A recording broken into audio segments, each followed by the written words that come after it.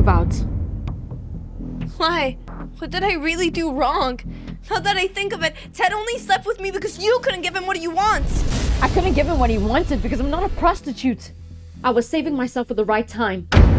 Plus? I am saving myself. Emma, it's college. We're not all as prude as you. I definitely wasn't holding him back. I said it already. I don't want Ted anymore. You can keep him. But this dormitory, as long as I'm here, you need to leave. You move out then. My parents already paid for the semester, and as far as I'm concerned, you are the one struggling to tutor to pay your dues. Okay. But you're gonna regret it. Emma stood, facing the devastating betrayal that had rocked her world. If she hadn't walked in on them cheating on her yesterday, her drunken night of debauchery could have been avoided. Emma thought that this only happened in vulgar novels. One of them was her boyfriend. The other was her best friend and roommate. Emma Green made the impulsive choice to accompany a charming billionaire to his home, a decision that would alter her life in ways she couldn't foresee.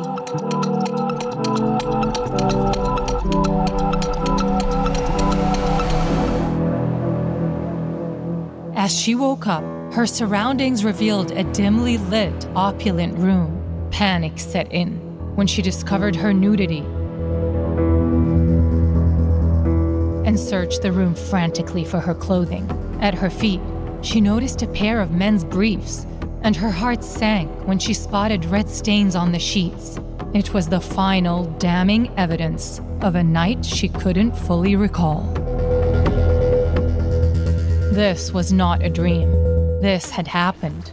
She lost her virginity.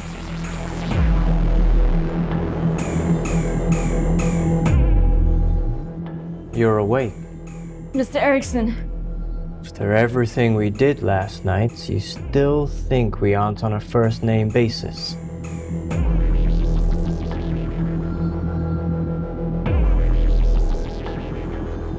You should take a shower. The water pressure's excellent. No thanks. I need to leave. Emma wrestled with the fractured fragments of her memory, attempting to reconstruct the blurry aftermath of her reckless drinking. In the moment of haste, she slid beneath the cool sheets. Her hands clawed at the scattered remnants of her attire strewn across, each article of clothing a potential witness to the night's debauchery.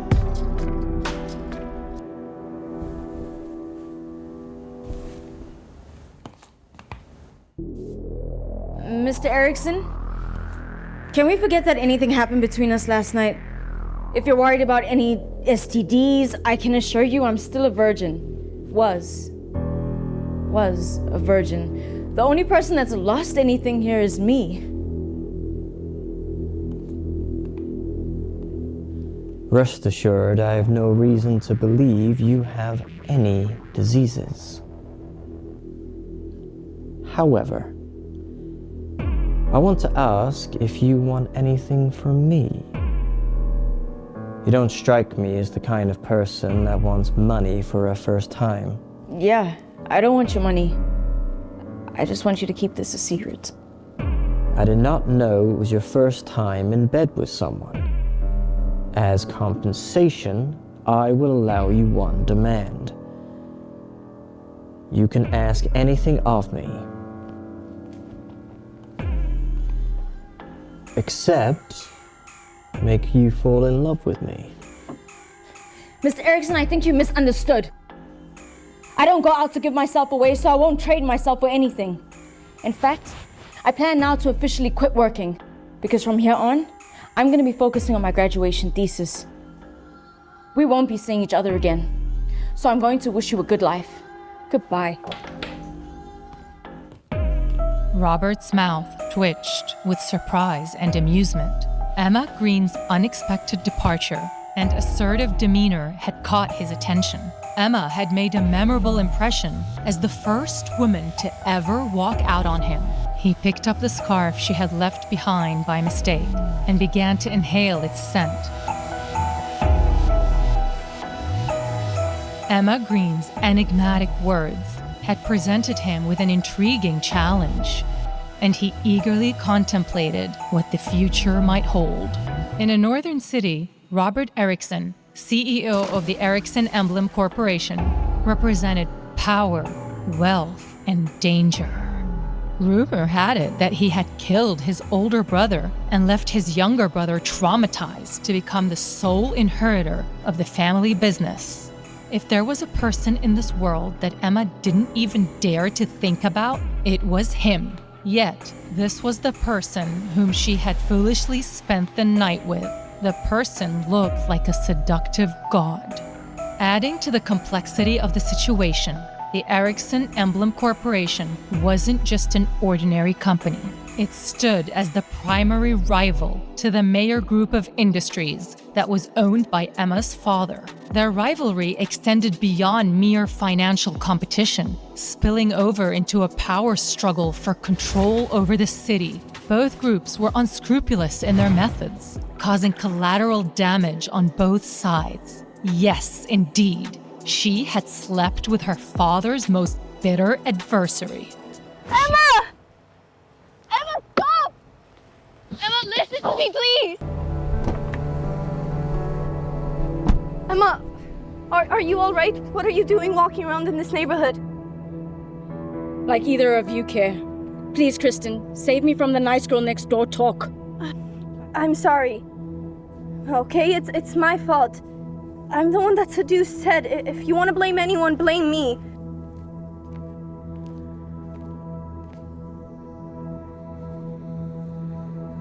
No, she's wrong. I'm sorry, Emma. Emma looked at them both, but didn't know whether to laugh or cry. Ted, you don't have to worry about me.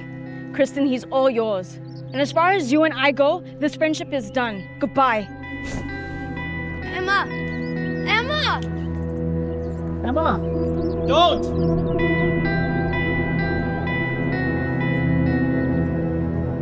A black Cadillac turns into the road, heading towards Emma.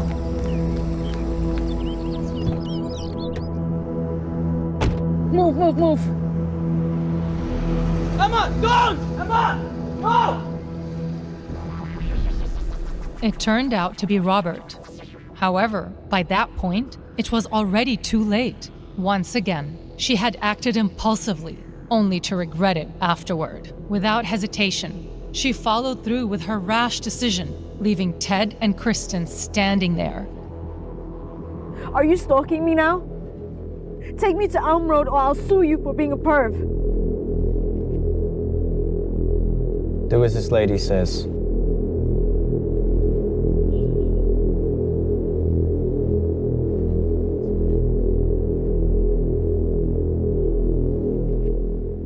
Remorse filled her. She regretted her impulsive actions. And now she had lost Ted, her best friend, and her virginity. With a heavy heart, she knew that yesterday was indeed the worst day of her life. He maintained silence, exuding an air of mystery, a trait she found appealing, especially following her heartbreak with Ted. She discreetly stole a glance at him, struck by the captivating depth of his eyes.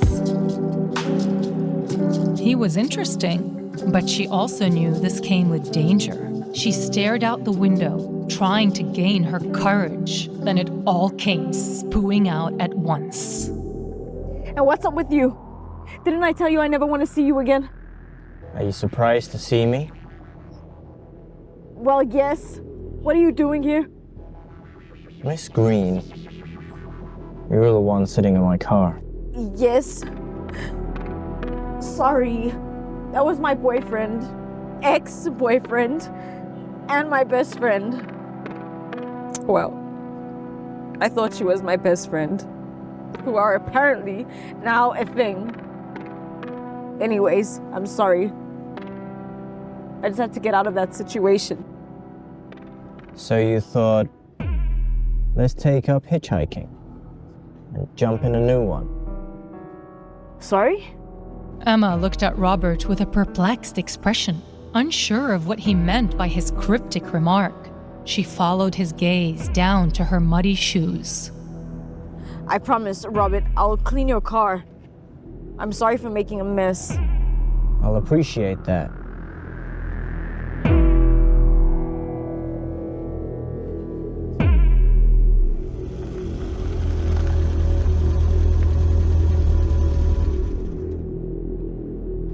You should be more careful. Someone dangerous might pick you up. Although his words made sense, Emma felt like there was something more to how he meant them. Something felt wrong with what he said. Okay. Take care.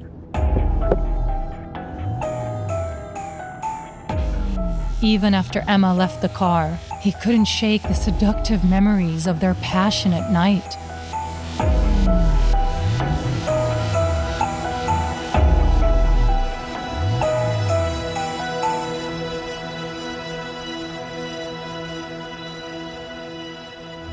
Please don't be pregnant. Please don't be pregnant. He used the condom, didn't he? Oh, you wouldn't have sex with a random guy without protection, would you?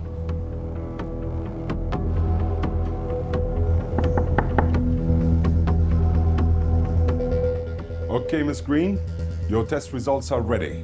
You can put your clothes back on for now. You can also meet me in the waiting room.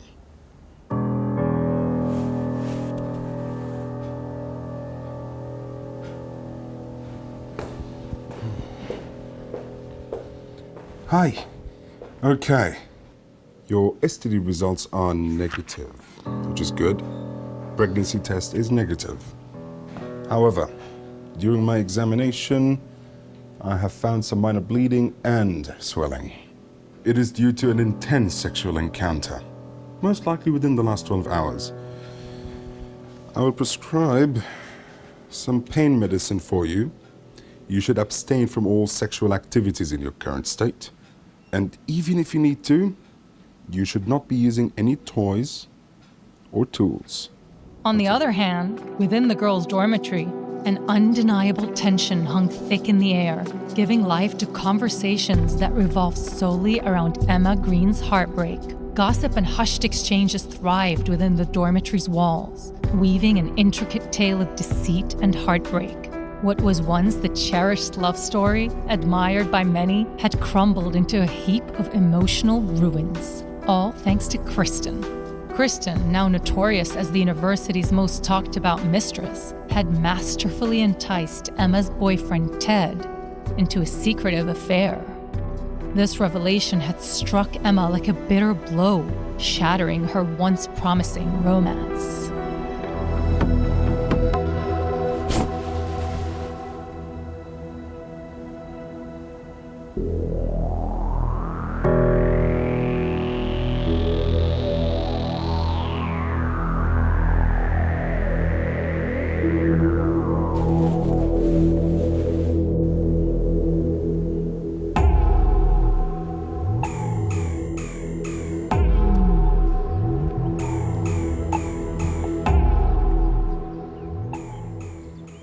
How was the doctor's visit? Are you following me? Look, I don't know what kind of weird stuff you're into, but I told you already. I wanted to remind you that apart from just a doctor's appointment, you have one more. What appointment? To wash my car, Miss Green. I'm actually really busy right now. I have midterm coming up and I'm heading to the library. After this, I will come and do the needful.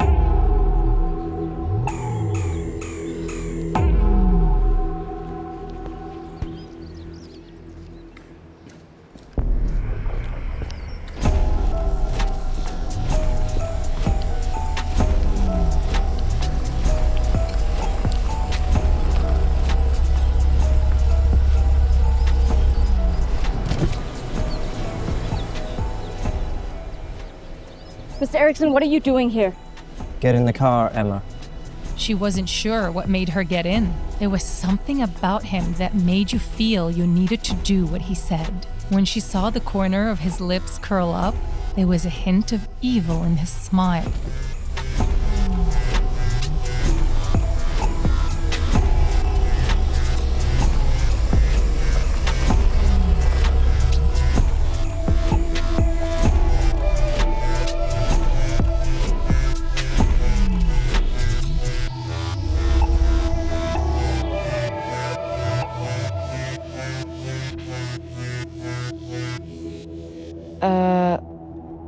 What are we doing here, Mr. Erickson? I figured my CAD isn't within your caliber, so I bartered the job. What exactly do you want from me? Just have a meal with me. Isn't that better than cleaning my car?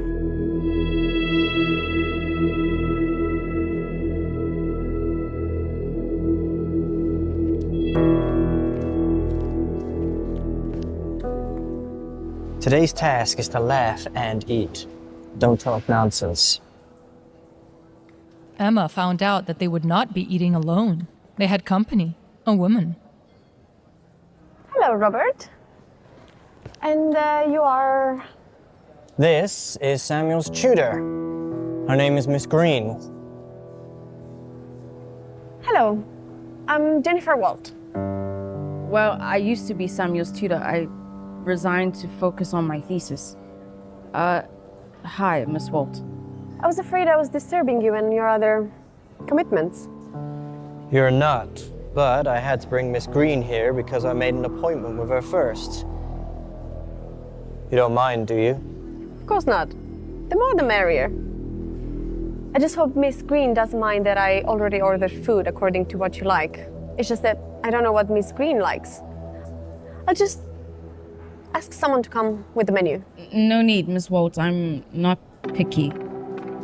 She isn't picky about food. What I like, she likes to eat. That's good. Miss Green will have more to eat later.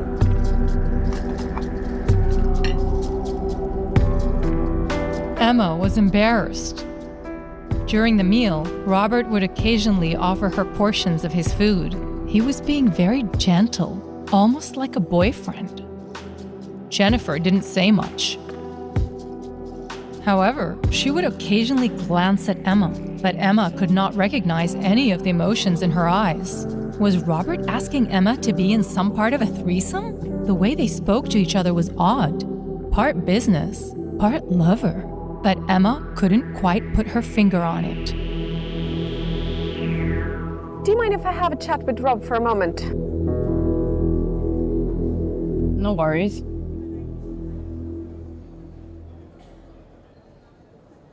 Shall we go for a walk?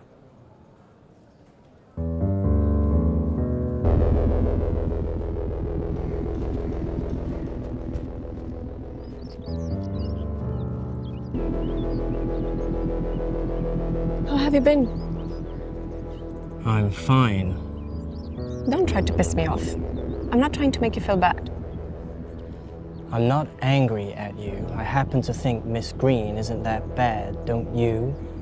I know you, Robert. You're doing this to make me jealous. I think you should go back. There'll be a meeting in the afternoon. I still need to drop Emma off at school.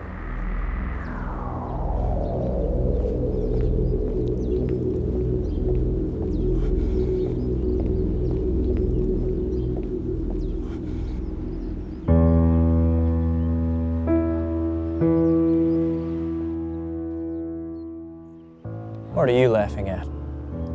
You like Miss Waltz. Wait, you brought me here to provoke her on purpose, didn't you? You didn't really have to do that. She obviously has some strong feelings for you as well. You don't know what you're talking about. I suggest you refrain from speaking to me out of your place in the future.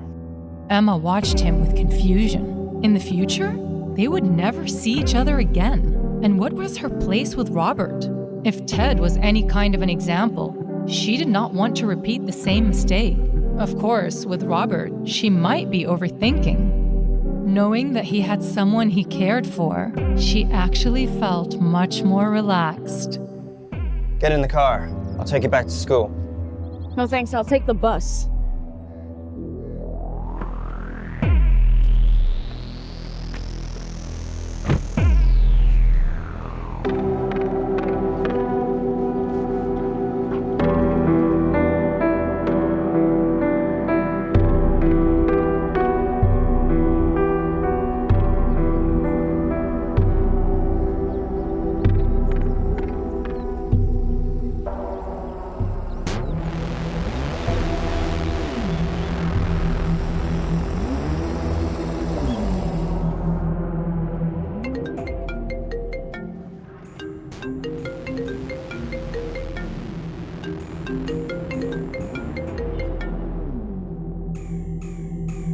Hello.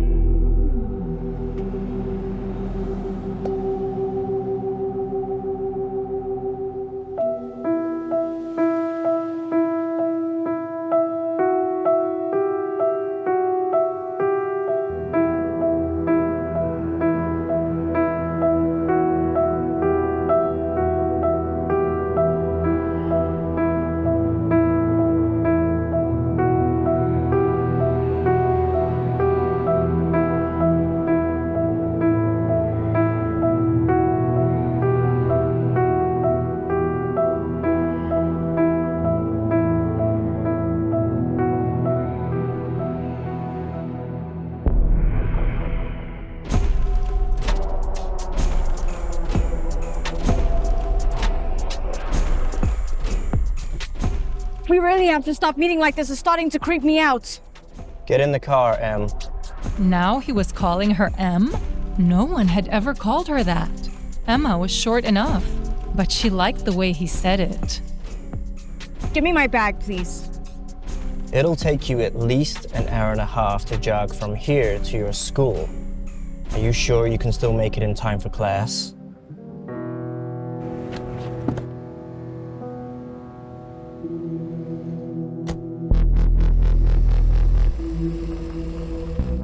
Someone called you just now. You answered my phone? What if it was something urgent? What did he say? He just asked who I was and where you were. So, how did you answer? Is it important? This is my phone. You answered it without my permission. I have every right to know the subject of conversation. I said I'm your extortion target. Your bag was in my car. So, you're a boyfriend, right? Ex-boyfriend. Did you guys fight? That has nothing to do with you, Mr. Erickson.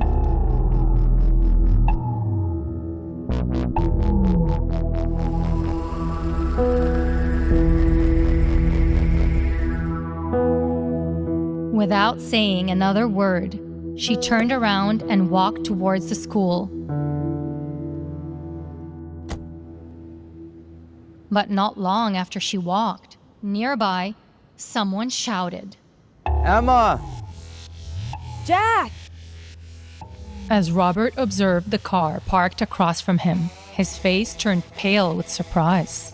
Was that Jack Mayer, the eldest son of the Mayer family? It seemed that he had greatly underestimated Emma Green. You said you'd be gone for 2 months. Yeah, Dad broke his leg a few days ago, so I came back early. Do you want me to take you to go see him? You still can't forgive him. How can I? Besides, I know my place. Emma, don't be like that. I've never treated you like an outsider. I know. So, is that, Erickson? Yeah, in that car. Robert. And how do you know him? I'm his brother's tutor. So, you're still working. What about that card I gave you? Emma, that's not the mayor's family's money. That's me giving a gift to my sister. Yeah, but you still have the mayor's surname. Emma, stop being so stubborn. I feel bad for you. Don't. I really like my life right now. Well, at least promise me you'll stay away from Robert Erickson. He's very dangerous. I know, I'm not stupid. Brother, I'm running late. I really have to go. All right. Let me take you out for dinner tonight. I'll pick you up.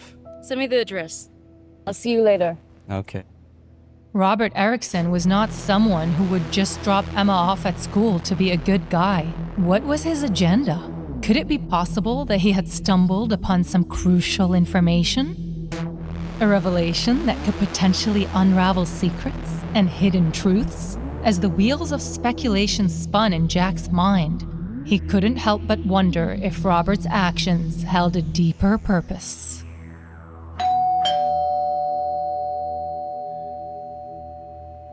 Emma rings the doorbell, and a member of the house staff lets her in. She walked through the front part of the house, viewing it in a new light. This time, She was paying attention to the design choices made in the space. Why are you here? This is my house. I've been waiting for you.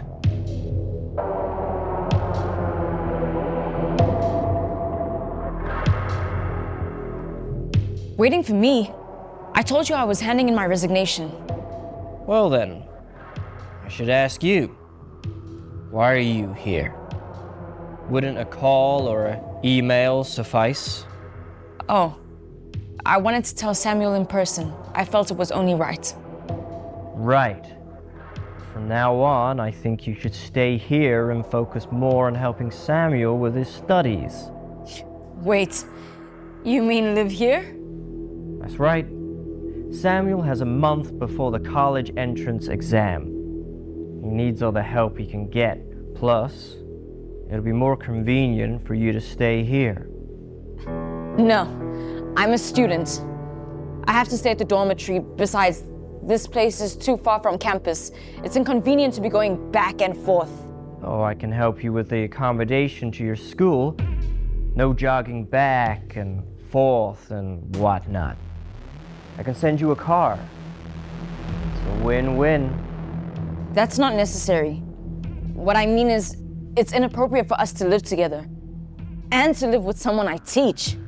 I did not realize that your thoughts were so vulgar. Could it be that you like Samuel? Samuel is just my student. Then do you like me? Of course not. Since you don't like either of us, what's there to be afraid of? Miss Green, I think I still need to remind you that you were the one who took the initiative that night. You're a man. I don't believe you didn't have the power to reject me. You don't seem to know very much about men. Most men would never reject a woman who voluntarily throws herself into their arms, unless that man's sexual function is lacking. Speaking of which, I'm a little curious. Yesterday, I saw you talking to Ted Smith. Today, you were hugging Jack Mayer. Miss Green, it seems that I have totally underestimated your ability with the opposite sex. You and I are not close. I don't feel any obligation to share my secrets. I do not need you interfering in my personal matters. Also, you promised to keep what happened between you and I private. This was the first time Robert had met a woman who was not afraid of him. She was like a little wild cat that was ready to attack at any time. Of course, I've never told anyone about the matter of you sleeping with me. Then why pry into my love life? I'm just trying to win the argument based on what you said. You're not the only non-family member living in my house. It's not appropriate to think of this arrangement as inappropriate while you live here. You're like the other people I've hired. I'll provide the food and the shelter. You'll be responsible for teaching Samuel here. That's all.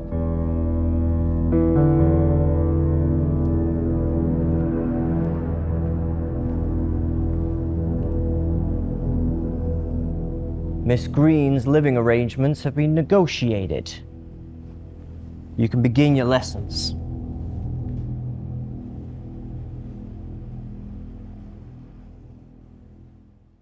Emma was speechless. Who did he negotiate with? It was him who made the decision. However, if she really thought about it, this could also be a good idea. She had planned on moving out of the dormitory anyway. It would get her away from Kristen for good. She could use the next month to find a new house to live in. After she finished her tutoring session with Samuel, she rushed to the restaurant.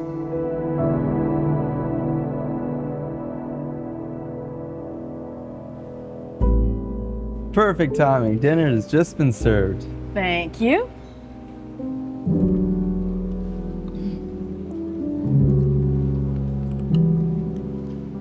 Eat slowly. It's not like anybody's gonna snatch her from you.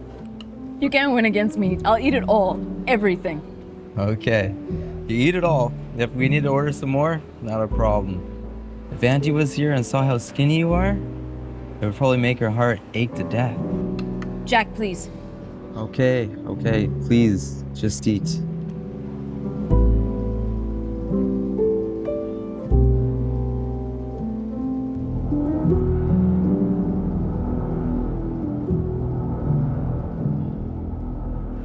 Elsa, what brings you here?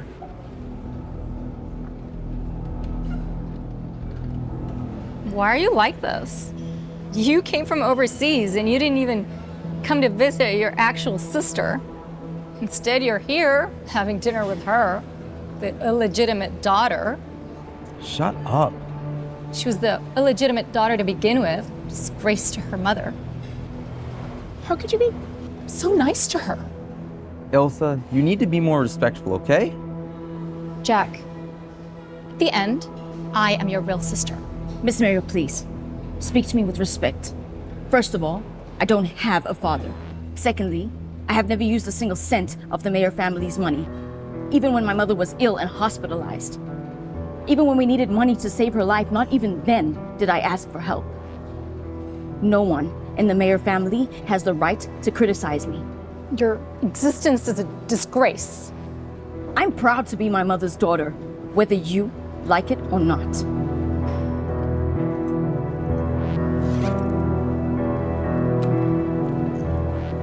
Emma, please. Elsa, she's... Brother, don't speak anymore. Save some dignity for me. I'll leave first. Call me if you need anything.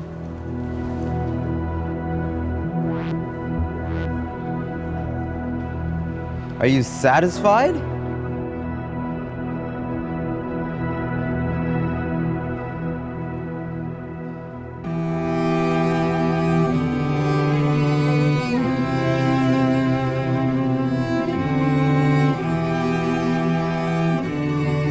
Oh, Mom, I miss you so much.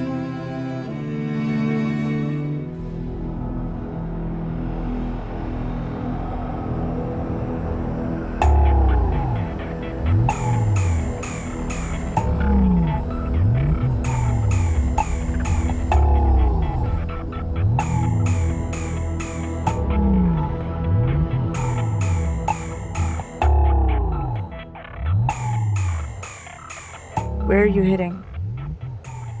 If you're busy, you can just drop me at the dorms. I'll be fine by myself. I had planned to go home. Tom looked in the mirror and knew what his master wanted.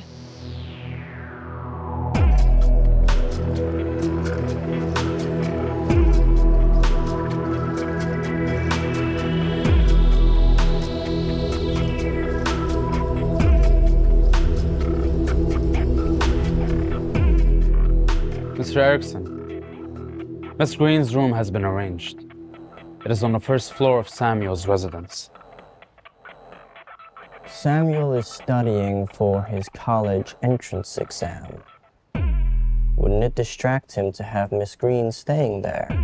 Oh, yes. Arrange it with me. We can put her up for the month. Yes, sir.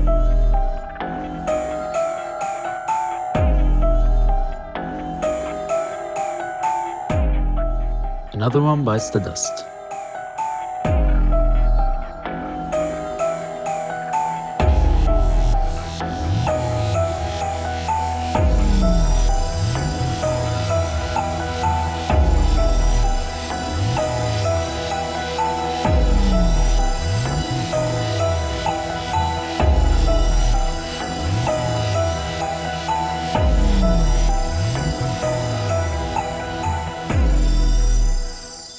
Hi guys, Emma here. Listen to full episodes of Cupid's Curse exclusively on the Pocket FM app. Click the link in the description or simply search Pocket FM on Play Store or App Store to install now.